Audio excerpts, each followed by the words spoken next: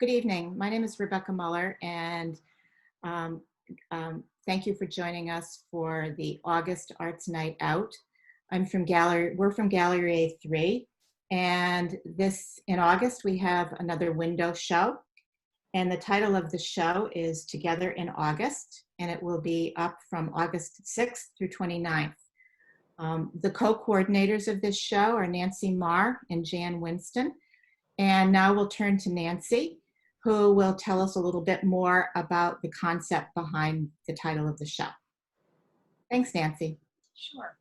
Hi, I'm Nancy Marr, and I received this photograph on my phone one day when we were thinking about the plan and the theme for the August show at Gallery A3, and I thought that this summed up, it was just perfect for this time that we're in. It's so varied and unpredictable, and that it affects every single one of us, all ages, all over the world. So this is my grandson, George Marr, and his poster that he brought to a Black Lives Matter rally in Atlanta.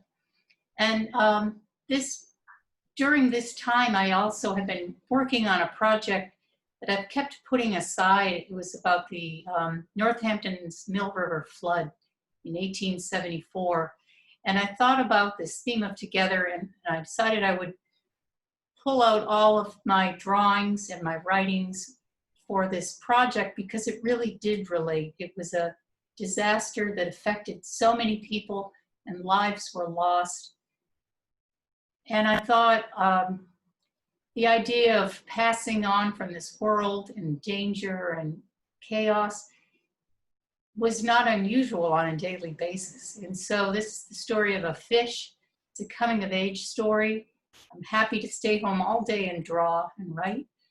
And this fish depends on the kindness of the mill girls that work in the Leeds button mill during that time to help her realize her dreams, to explore a different identity, a different daily life, to be useful, and especially the theme of kindness and sharing and helping each other through difficult times while inspiring, giving a sense of hope and optimism for children living during this time. And the book is Millicent is Magnificent. And so the drawings are sort of drawing themselves, taking on their own, they're just evolving over this uncertain time, and I'm happy to let them do that. There's no beginning or end right now, so we're just in it. So thanks. Thank you, Nancy. Sure. I'm going to ask each of you to respond to this question and introduce yourself and state the medium that you work in.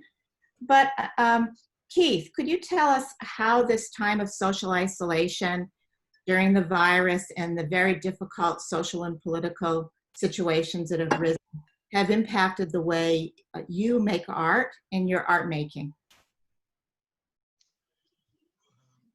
Back in January, I started a series of paintings exploring specifically space and color. And the paintings were large for me. They were 3 feet by 3 feet, and I normally do not work that large. And so I was exploring these concepts and ideas into, I guess, about the month of March, I think. And at that point in time, the pandemic the virus had really taken, hold on all our lives. And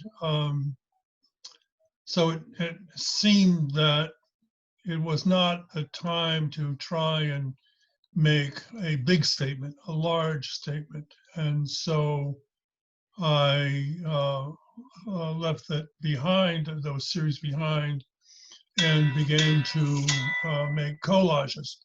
And I've made collages for years. I have a lot of them, but they are much smaller. I mean, the largest one is 11 by 14 by 17 inches, and some of them are smaller than that. And it seemed to me a time of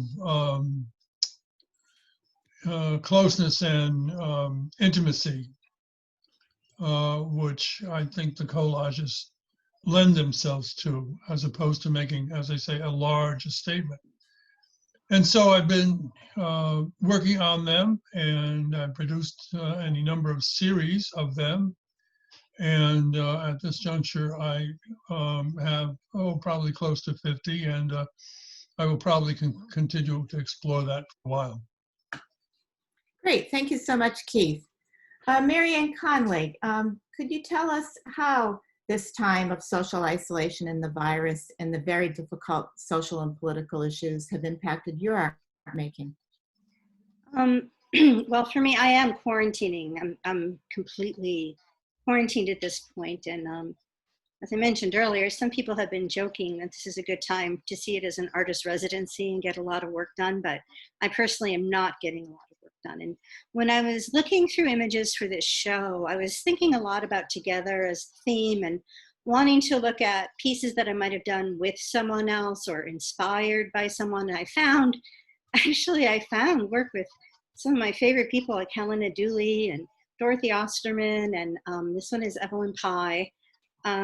We did a piece together, Evelyn and I, about wetlands. She painted, I photographed, then I photographed her painting and she painted from my photographs, and then I collaged some of these works. I really do miss, I think the hardest part for me about this is how much inspiration I actually get from collaboration or other people's work, and how much I love to see work up together, sort of in dialogue with each other. And so not having that, I think for a lot of people, but especially me, this is a time to find a new structure.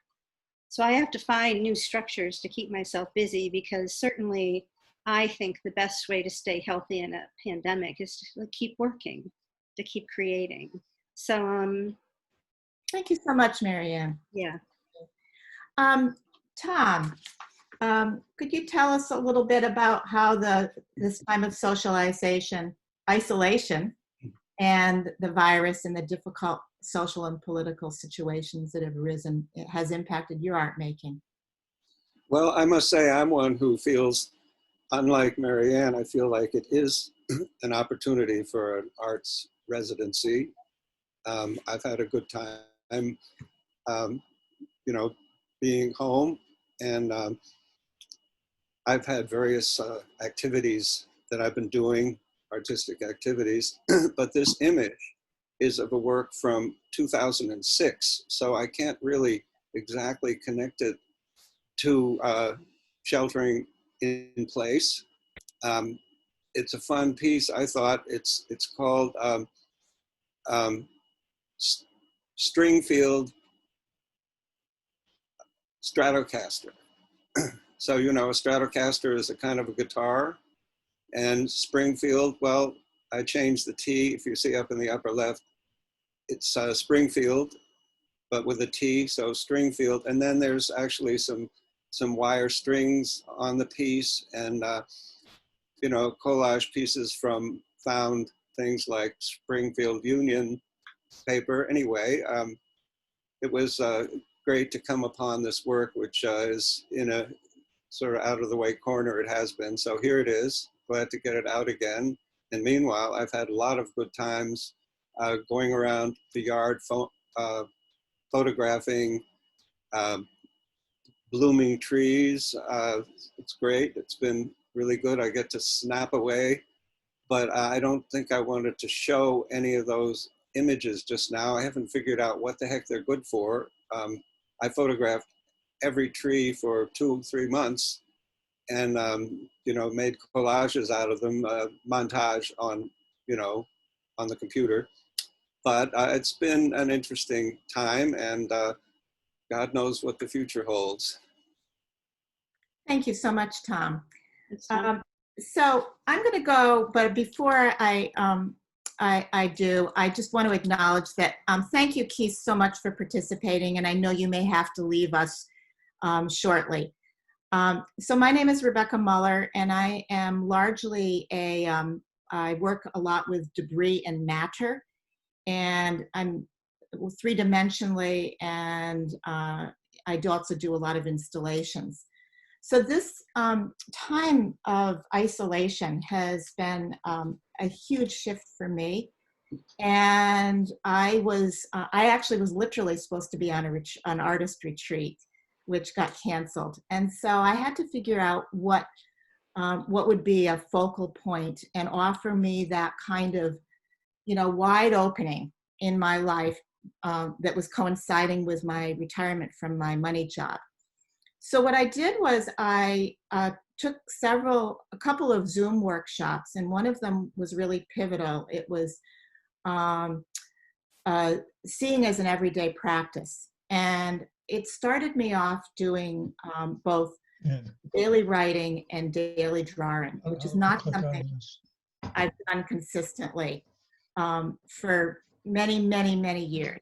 And I used this time to just explore and to see what happened and to really face the unknown and the uncertainty for me. So it was very actually difficult for me to feel comfortable working two-dimensionally.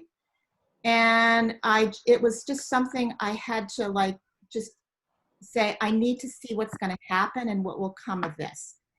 And so really I came to discover that I had to trust the images. I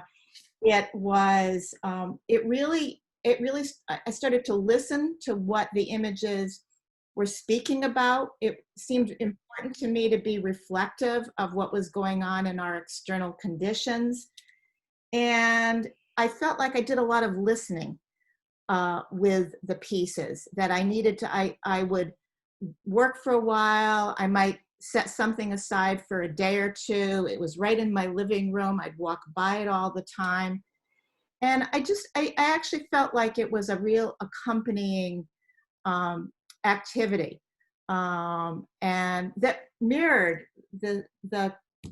some of the conditions that we were experiencing in our society and culture now, and this deep uncertainty that change is afoot, and we hope it's transformative and a lasting positive change in the midst of all this suffering. So we'd like to end with sharing an image by another one of our members, Laura Holland. And Marianne is going to read her statement, which we feel like is really is emblematic of this experience. Thank you, Marianne. Together in August 2020. After months in quarantine, we figured it out.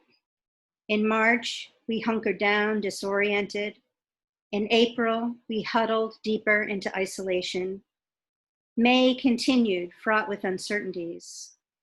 Throughout June, masked protesters marched for racial justice, and the country took a collective 2 steps towards more social distancing. July demanded at least 1 step back as the coronavirus surged again. Now it's August. Outdoor furniture revives under fresh paint. You sit there at the yellow table. I sit here at another table, reborn purple. We sip curbside pickup coffee, sharing the same space at safe distance. We are together in August. We figured it out. Thanks so much. And thank you very much, Nancy and Jan, for coming up with this concept. And we hope that we can continue to find ways to be together as a community, as artists, and as anti-racism advocates and co-learners as we move into what comes next. And thank you very much. And we need to ask the Amherst Culture, thank the Amherst Culture. Oh, thank you. Would you do that, Marianne? I want to say we want to thank the Amherst Cultural Council, which is a local agency, supported by the Massachusetts Cultural Council, which is a state agency, for partial support of our programs. We really do appreciate you. Thank you very much. And thanks everybody who helped out. And please stop by Gallery A3, both July and August, and we're going to be continuing the window exhibitions. They look beautiful. And we appreciate this venue that we've had over this time of isolation as our community starts to gradually open up. Stay safe. Thanks. Okay, thanks everybody.